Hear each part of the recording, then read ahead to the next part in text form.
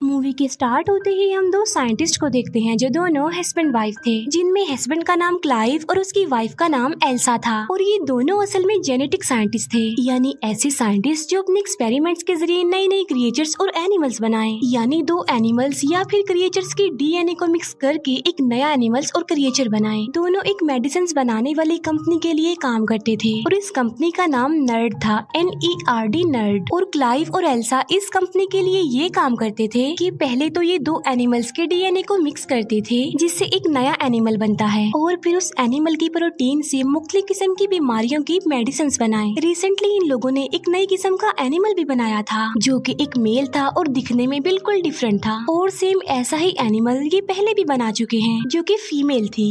अब ये दोनों एनिमल्स को एक दूसरे के आमने सामने लाते हैं और वो दोनों एनिमल्स एक दूसरे से बहुत प्यार से मिलते हैं, यानी वो दोनों एनिमल्स एक दूसरे को पसंद कर रहे थे। इसका मतलब ये था कि उनका एक्सपेरिमेंट सक्सेसफुल हो गया था। ये देखकर वो दोनों अपनी कंपनी की बॉस के पास जाते हैं और उसे बताते हैं कि हमने बहुत सारे एनिमल्स के डीएनए को मिक्स करके ये अलग तरह का एनिमल बनाया है और इसकी प्रोटीन की मदद से हम बहुत सारी बीमारियों की मेडिसिन बना सकते हैं। और इसके साथ साथ हमने एक नया तरीका भी डिस्कवर किया है, और वो ये कि हम इंसान और जानवर के डीएनए को मिक्स करके एक नई ब्रीड बना सकते हैं और डेफिनेटली हम बहुत सारी बीमारियों की मेडिसिन बना सकते हैं। उनकी बॉस बताती है कि जो काम तुम कर रहे थे, यानी जो एक्सपेरिमेंट तुमने किया, उससे कंपनी बहुत खुश है, और जो तुम बात कर रहे हो यानी इंसान और जानवर के डीएनए को मिक्स करने की, उसके लिए कंपनी अभी एग्री नहीं होगी फिलहाल। और जो जानवर तुमने बनाए हैं, हमारी कंपनी उनके प्रोटीन से मेडिसिन बनाना चाहती है, इसीलिए सारी रिसर्च को रोक कर मेडिसिन बनाने पर फोकस किया जाएगा। जिस पर क्लाइव और एल्सा कहते हैं कि अगर हमने ये काम स्टार्ट ना किया तो कोई और कर देगा। जिस पर बॉस कहती है कि हमने कब कहा कि हम ये काम नहीं करेंगे, हम ये काम जरूर करेंगे, मगर उससे पहले हम मेडिसिन बनाएंगे और उन्हें मार्केट में लाएंगे और उसके बाद तुम्हारे प्रोजेक्ट पर काम किया जाएगा। इसीलिए वो उन दोनों को मना कर देती है। इस बात की वजह से ये दोनों डिसअपॉइंटेड हो जाते हैं, क्योंकि वो दोनों जेनेटिक साइंटिस्ट थे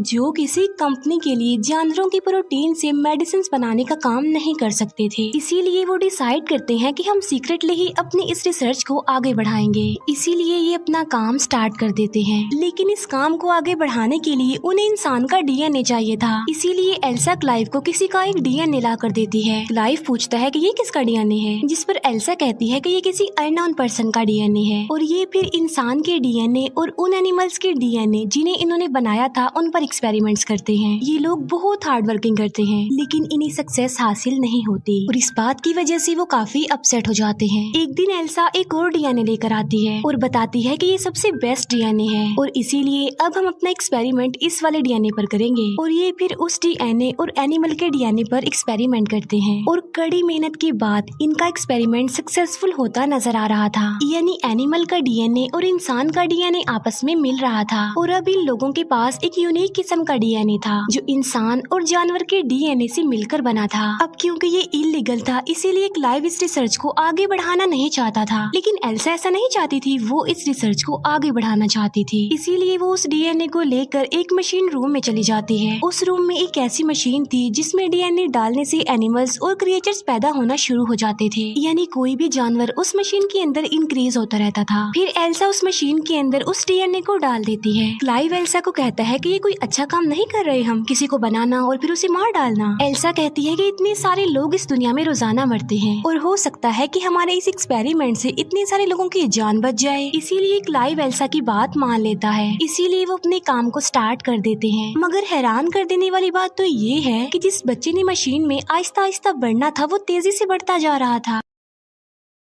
चेक करने पर उन्हें पता चलता है कि बच्चा बिल्कुल नॉर्मल है, लेकिन शाम को उस लैब का अलार्म बजने लगता है और जब ये लोग चेक करने के लिए जाते हैं तो ये देखते हैं कि बच्चा पूरी तरह डेवलप्ड हो गया है, यानी वो पैदा होने के लिए, बाहर आने के लिए डेवलप्ड हो गया है। इसीलिए वो उसे बाहर निकाल देते हैं, जो काफी अजीब लग रहा था। क्लाइव इस क्रिएचर को मारना चाहता था। एल्सा कहती है कि अभी हमें ऐसा नहीं करना चाहिए, क्योंकि क्या पता कि हम एक सक्सेसफुल क्रिएचर बना ले, लेकिन क्लाइव एल्सा की बात नहीं मानता। इसीलिए वो उस जगह पर जाते हैं जहाँ पर वो क्रिएचर क्रिएचर था, क्योंकि वो उसे मारना चाहते थे और वहाँ जाकर उन्हें पता चलता है कि वो तो पहले ही मर चुका है। इसीलिए क्लाइव वहाँ से चला जाता है। एल्सा कहती है कि अब खतरे वाली कोई बात नहीं है। इसीलिए एल्सा उस बॉक्स को ओपन कर देती है और जब वो चेक करती है तो उसे पता चलता है कि यहाँ पर कोई बच्चा, कोई क्रिएचर नहीं है, बल्कि ये सिर्फ एक स्किन है। यानी उस स्किन में से कोई क्रिएचर निकला है जो उस वक्त लैब में ही है। फिर वहाँ पर वही अजीब सा क्रिएचर दिखाया जाता है जिसके 2 पैर थे। बाहर से क्लाइव उस क्रिएचर को देख लेता है और वो एल्सा को कहता है कि तुम जल्दी से बाहर आ जाओ, मैं पॉइजनस गैस ऑन कर रहा हूँ। लेकिन एल्सा क्लाइव की बात नहीं मानती और वो उस क्रिएचर को कहती है कि मैं तुम्हें कोई नुकसान नहीं पहुँचाऊंगी, इसलिए तुम मत डरो। और ये सुनने के बाद वो अजीब सा क्रिएचर एल्सा के पास आता है और उसे डरता भी नहीं। लेकिन तभी पीछे से क्लाइव एक रॉड लेकर वहाँ पर आ जाता है, जिसे देखकर उस क्रिएचर को गुस्सा आ जाता है। फिर क्लाइव और एल्सा वहाँ से बाहर आ जाते हैं। क्लाइव एल्सा को कहता है कि मैं पॉइजनस गैस ऑन कर रहा हूँ क्योंकि मैं इस क्रिएचर को जिंदा नहीं रख सकता, मैं इसे मारना चाहता हूँ। जिस पर एल्सा कहती है कि नहीं, हम सिर्फ इसे बेहोश कर देंगे क्योंकि मैं देखना चाहती हूँ कि हमने क्या बनाया है। इसीलिए वो उसे बेहोश करते हैं और उसे एग्जामिन करने लगते हैं। तब उन्हें पता चलता है कि ये क्रिएचर एक फीमेल है असल में, जो बहुत फास्टली ग्रो कर रही है और एक टाइम ऐसा आएगा कि डेवलप्ड होने के बाद मर जाएगी। यानी इसका लाइफ साइकिल बहुत छोटा है। फिर आहिस्ता आहिस्ता ये क्रिएचर बड़ा होता जा रहा था, डेवलप होता जा रहा था। उसके हाथ पैर निकलने लगते हैं, उसका दिमाग भी डेवलप्ड हो जाता है और एल्सा उसे इमोशनली कनेक्ट भी होते जा रही थी। वो उसे खाना खिलाती थी, डिफरेंट एक्टिविटीज सिखाती थी। एक दिन एल्सा उस क्रिएचर को बहुत सारे अल्फाबेट्स देती है और उसे कहती है कि इन अल्फाबेट्स को ऐसे अरेंज करो कि मेरा नाम बन जाए। लेकिन वो क्रिएचर सिर्फ नर्ड बना देती है, NERD, जो इस कंपनी का नाम था, क्योंकि उसने एल्सा की शर्ट पर ये स्पेलिंग देखे थे। ये देखकर एल्सा खुश हो जाती है क्योंकि वो अब चीजों को पिक कर रही थी। तभी वहाँ पर क्लाइव आ जाता है जो उस क्रिएचर को बिल्कुल भी लाइक नहीं करता था। वो कहता है कि इस क्रिएचर को बाहर किसने निकाला, अंदर रखो इसे, और इसकी दुम भी कवर होनी चाहिए। असल में उस क्रिएचर की एक काफी लंबी दुम थी। एल्सा क्लाइव को कहती है कि इसे जानवर मत कहो। क्लाइव कहता है तो फिर मैं क्या कहूँ इसे। वो कहती है कि तुम इसे ड्रेन कहो क्योंकि इसने अभी अभी अल्फाबेट से NERD नर्ड बनाया है, जिसे उल्टा करके ड्रेन बनता है। और फिर एक दिन क्लाइव का भाई भी ड्रेन को देख लेता है और उसे ड्रेन की सारी रियलिटी पता चल जाती है। अब क्योंकि वो ड्रेन को वहाँ पर नहीं रख सकते थे, इसीलिए वो उसे एक फार्म हाउस में भेज देते हैं। और अब वो टाइम आ जाता है जब क्लाइव और एल्सा ने कंपनी के ऑनर को प्रेजेंटेशन देनी थी उन क्रिएचर्स के बारे में जो उन्होंने पहले बनाए थे। और जब वो प्रेजेंटेशन देने के लिए उन दोनों क्रिएचर्स को कंपनी के ऑनर के सामने लाते हैं और तब वो दोनों क्रिएचर एक दूसरे से लड़ने लगते हैं और इसी में ही उनकी मौत हो जाती है। और इस बात की वजह से वो लोग काफी डिसअपॉइंटेड हो जाते हैं। फिर वो उन दोनों क्रिएचर्स के लड़ने का रीजन ढूंढते हैं। तब उन्हें पता चलता है कि उन क्रिएचर में जो फीमेल थी वो अपने आप ही कन्वर्ट हो गई थी, यानी उसने अपना जेंडर चेंज कर लिया था और वो मेल बन गई थी क्योंकि उस क्रिएचर में एक ऐसे एनिमल का DNA था जो खुद को कन्वर्ट करके अपना जेंडर चेंज कर सकते थे। और एल्सा और क्लाइव को ये बात इसीलिए पता नहीं चल पाई क्योंकि वो अपने दूसरे एक्सपेरिमेंट यानी ड्रेन के साथ बहुत बिजी थे और यहाँ पर वो टाइम ही नहीं दे पाए। ड्रेन जो कि अब काफी बड़ी हो चुकी है और एल्सा उसे बिल्कुल बच्चों की तरह ट्रीट करती थी, उसे सब कुछ सिखाती है, उससे प्यार करती है। लेकिन एक दिन ड्रेन भागकर जंगल में चली जाती है और जब क्लाइव और एल्सा उसे चेक करने के लिए जाते हैं तो वो देखते हैं कि ड्रेन ने एक रैबिट को मार दिया है और वो उसे खा रही है। इसके बाद वो दोनों उसे घर ले आते हैं। एल्सा फिर जब ड्रेन को खाना देती है तो वो खाना नहीं खाती बल्कि कहती है कि मैं इस बोर जगह की वजह से बहुत ज्यादा बोर हो गई हूँ। ये बात वो अपनी जुबान से नहीं बताती बल्कि वो उन अल्फाबेट्स की मदद से TDS लिख देती है, यानी यहाँ पर मैं बहुत ज्यादा बोर हो रही हूँ। फिर वो छत को फाड़कर ऊपर चली जाती है। तब उसके पीछे पीछे क्लाइव और एल्सा भी जाते हैं।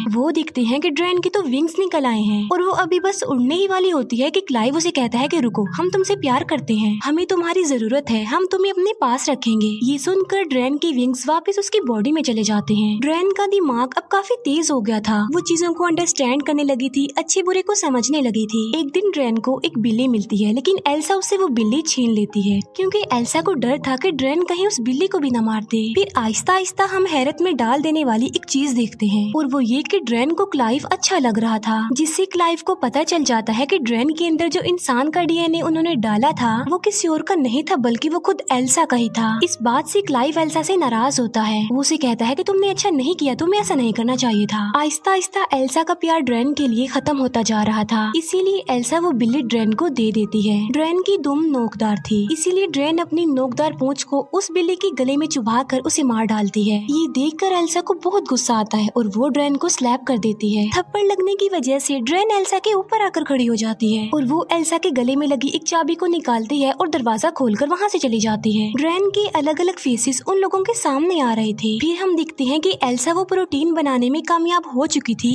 जिसकी रिस्पॉन्सिबिलिटी कंपनी ने उस पर लगाई थी। फिर एक दिन क्लाइव कैमरा की फुटेज यानी अपने लैपटॉप की स्क्रीन पर देख रहा होता है कि ड्रेन कहाँ पर है और ड्रेन उस वक्त पानी में होती है और अब क्लाइव को भी ड्रेन अच्छी लगने लगी थी और वो अपने लैपटॉप की स्क्रीन पर हाथ लगाता है। दूसरी तरफ ड्रेन भी कैमरा को टच करती है यानी वो क्लाइव के हाथ को अपना हाथ लगाती है क्योंकि वो जान चुकी थी कि क्लाइव उसे देख पा रहा है। ये देखकर क्लाइव काफी हैरान रह जाता है। फिर हम देखते हैं कि क्लाइव उस फार्म हाउस उस जगह पर आया है जहाँ पर ड्रेन थी। क्लाइव वहाँ पर अकेला आया था यानी उसके साथ एल्सा नहीं थी। क्लाइव ड्रेन को आवाज लगाता है लेकिन वो उसे कहीं पर भी नजर नहीं आती। तभी क्लाइव पीछे मुड़कर देखता है तो ड्रेन उसके पीछे खड़ी होती है। तभी ड्रेन क्लाइव के पास आकर उसे कहती है कि तुम मुझे अच्छे लगते हो। इस पर क्लाइव कहता है कि नहीं ये बुरी बात है। लेकिन अब क्योंकि क्लाइव को भी ड्रेन अच्छी लगती थी इसीलिए वो भी अपनी फीलिंग्स पर कंट्रोल नहीं कर पाता। लेकिन इतनी ही देर में वहाँ पर एल्सा आ जाती है। वो जब उन दोनों को साथ देखती है तो उसे बहुत बुरा फील होता है इसीलिए वो नाराज होकर वहाँ से चली जाती है। अब क्योंकि ड्रेन की दुम का इतना बड़ा नेल था यानी वो किसी के लिए भी खतरा हो सकता था इसीलिए एल्सा उसकी दुम काट देती है। एल्सा बहुत ज्यादा सैड होती है और यहाँ पर उन दोनों को अपनी गलती का एहसास होता है कि उन्हें ये क्रिएचर नहीं बनाना चाहिए था। एल्सा कहती है कि जो प्रोटीन कंपनी को चाहिए था वो मैं बना चुकी हूँ और वो ड्रेन के अंदर है, बहुत ज्यादा है। और अब वो दोनों डिसाइड करते हैं कि वो ड्रेन को मार डालेंगे। फिर वो दोनों ड्रेन के पास जाते हैं। वो देखते हैं कि ड्रेन की हालत तो ऑलरेडी मरने वाली है और देखते ही देखते ड्रेन मर जाती है क्योंकि हम जानते हैं कि उसका लाइफ साइकिल इतना ही था। उसके मरने के बाद वो दोनों उसे करीबी जगह पर दफना देते हैं। दफनाने के बाद क्लाइव का भाई वहाँ पर आता है और उसके साथ एक और एम्प्लॉय था और क्लाइव का भाई भी उसी कंपनी में काम करता था। क्लाइव का भाई कहता है कि मैं जानता हूँ कि तुम दोनों ने एक क्रिएचर बनाया है जो बिल्कुल इंसानों जैसा लगता है क्योंकि जो प्रोटीन तुमने कंपनी को दिया है उसमें ह्यूमन का डीएनए भी शामिल है। इसीलिए अब मैं उस क्रिएचर को देखना चाहता हूँ जो तुमने बनाया है। जिस पर वो कहते हैं कि वो तो मर चुकी है और हम तो उसे दफन भी कर चुके हैं। और तभी किसी की जोरदार चिल्लाने की आवाज आती है और ये आवाज उस तरफ से आ रही थी जहाँ पर उन्होंने ड्रेन को दफन किया था। इसीलिए वो जल्दी से उसी तरफ भागते हैं। वो देखते हैं कि जहाँ पर उन्होंने ड्रेन को दफन किया था वो वहाँ पर नहीं है